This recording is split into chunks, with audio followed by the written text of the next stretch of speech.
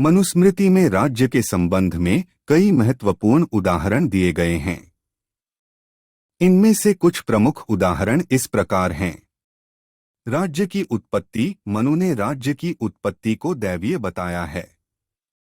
उनका मानना है कि जब मनुष्यों में क्रोध, लोभ और अन्य बुराइयां बढ़ गईं, तो ब्रह्मा ने देवताओं को एकत्र किया और उन्हें बताया कि मनुष्यों को नियंत्रित करने के लिए एक शक्तिशाली व्यक्ति की आवश्यकता है। देवताओं ने मनुष्यों के बीच एक राजा का चुनाव किया। यह राजा ही राज्य का संस्थापक था। राजा के कर्तव्य। मनु ने राजा के कई कर्तव्यों का वर्णन किया है। राजा को न्यायप्रिय, बुद्धिमान, दयालु और धर्मपरायण होना चाहिए। उसे अपने राज्य की रक्षा करनी चाहिए और अपने प्रजा का भला करना चाहिए।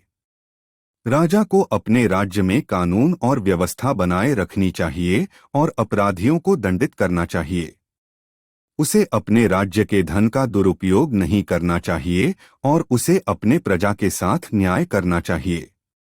राज्य की संरचना। मनु ने राज्य की एक जटिल संरचना की व्याख्या की है। उन्होंने राज्य को 7 भागों में विभाजित किया है: राजा, मंत्री, सेना, ऋषि, किसान, व्यापारी और शिल्पकार। इन सभी भागों का एक दूसरे के साथ समन्वय होना चाहिए ताकि राज्य सुचारू रूप से चल सके। राज्य के कार्य। मनु ने राज्य के कई कार्यों का उल्लेख किया है।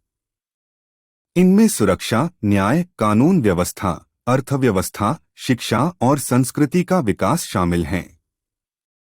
राज्य को अपने नागरिकों को इन सभी क्षेत्रों में सहायता प्रदान करनी चाहिए।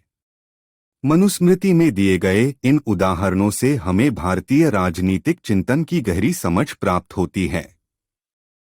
मनु ने राज्य को एक लोक कल्याणकारी राज्य के रूप में देखा है। उनके अनुसार राज्य का उद्देश्य अपने नागरिकों का कल्याण करना है।